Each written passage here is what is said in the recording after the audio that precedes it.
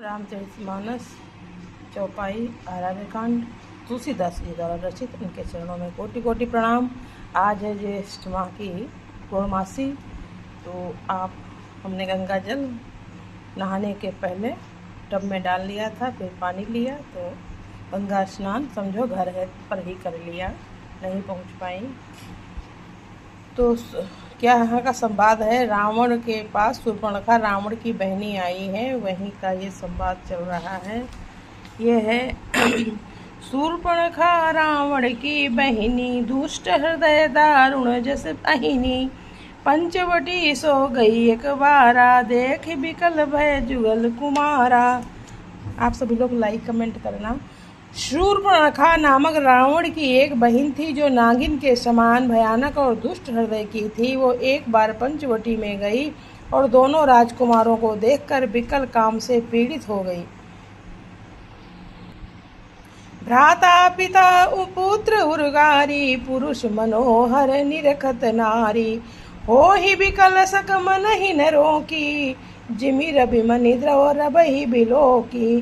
काकभुसुंडी जी कहते हैं कि हे गरुण जी, शूर्पणखा जैसी राक्षसी धर्म ज्ञान शून्य कामांध स्त्री मनोहर पुरुष को देखकर चाहे वो भाई पिता पुत्र ही हो विकल हो जाती है और मन को नहीं रोक सकती। जैसे सूर्यकांत मणि सूर्य को देखकर द्रवित हो जाती है, ज्वाला से पिघल जाती है। रुचिर रूप धरि प्रभु पै जाई, बोली बचन बहुत मुस्काई, तुम सम पुरुष नमो सम नारी, यह संजोग विधि रचा विचारी। वो सुंदर रूप धरकर प्रभु के पास जाकर और बहुत मुस्कुराकर वचन बोली, ना तो तुम्हारे समान कोई पुरुष है, ना मेरे समान स्त्री। विधाता ने ये संयोग थोड़ा जोड़ा बहुत विचार कर रचा है। ममयन रूप पुरुष जग माही, देख्यूं खोज लोकति नाही, ताते अब लगी रही कुमारी, मनुमाना कछु तुम्हें निहारी।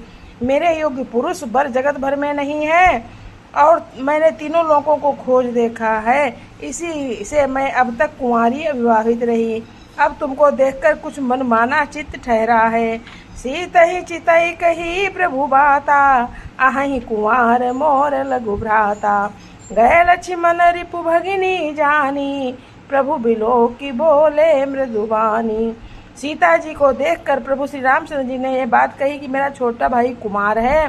तब वो लक्ष्मण जी के पास गई। लक्ष्मण जी उसे शत्रु की बहन समझकर और प्रभु को देखकर कोमल वाणी से बोले, सुंदरी सुनु मैं उनकर दासा, पराधीन नहीं तोर सुपाशा, प्रभु समरथ कौशलपुर राजा, जो कछु करही उन्हीं सब छाजा। हे सुंदरी सुन, मैं उनका दास हूँ, मैं पराधीन हूँ, अतः तुम्हें सभीता सुख न होगा। प्रभु समर्थ है, कौशलपुर के राजा हैं, वे जो कुछ करे उन्हें सब फबता है। सेवक सुख चह मान भिखारी, व्यसनी धन शुभ गति बेविचारी, लोभी जसु चह चार गुमानी, नभ दुई दूध चाहत ये प्राणी। सेवक सुख चाहे, भिखारी सम्मान चाहे, व्यसनी जिसे जुए शराब आदि का व्यसन हो वो धन और व्यभिचारी सुभगति चाहे, लोभी यश चाहे, अभिमानी चारों ओर फल अर्थ धर्म काम मोक्ष चाहे, तो ये सब प्राणी आकाश को दुहकर दूध लेना चाहते हैं, अर्थात असंभव बात को संभव करना चाहते हैं। पुनि फिर राम निकट सोयाई, प्रभु लक्ष्मण पही बहुरी पठाई, लक्ष्मण कहा तो ही सोवरई, सोत्रन तोरी लाज परिहरई। लक्ष्मण जी शूर्पणखा से कहते हैं, वो फिर लक्ष्मण जी के पास गई, लौट करके श्री रामचंद्र जी के पास आई। प्रभु ने फिर उसे लक्ष्मण जी के पास भेज दिया। लक्ष्मण जी ने कहा, तुम्हें वही बरेगा जो लज्जा को तृण तोड़कर अर्थात प्रतिज्ञा करके त्याग दे, अर्थात जो निपट निर्लज्ज होगा। तब खिसियानी राम पही गई, रूप भयंकर प्रगटति भई, शीत ही सभय देखी रघुराई, कहा अनुज सन शयन बुझाई।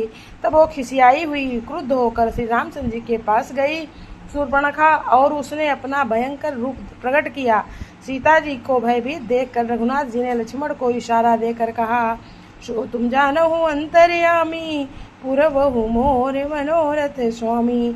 दोहा संख्या 17 आरर कांड। लक्ष्मण यति लाघऊ सो नाक कान बिनु कीन, ताके कर रावण कहे मनो चुनौती दीन। लक्ष्मण जी ने बड़ी फुर्ती से उसको बिना नाक कान कर दिया, मानो उसके हाथ रावण को चुनौती दे दी हो। नाक कान बिनु भई बिकरारा, जनु श्रव शैल गए रुके धारा। खरदूषण पही गई बिगल पाता, दिग दिग तव पौरुष बल भ्राता। बिना नाक कान के वो विकराल हो गई और उसके शरीर से रक्त इस प्रकार बहने लगा मानो काले पर्वत से गेरू की धारा बह रही हो। वो विलाप करती हुई खरदूषण के पास गई और बोली, हे भाई, तुम्हारे पौरुष वीरता के धिक्कार है, तुम्हारे बल को धिक्कार है।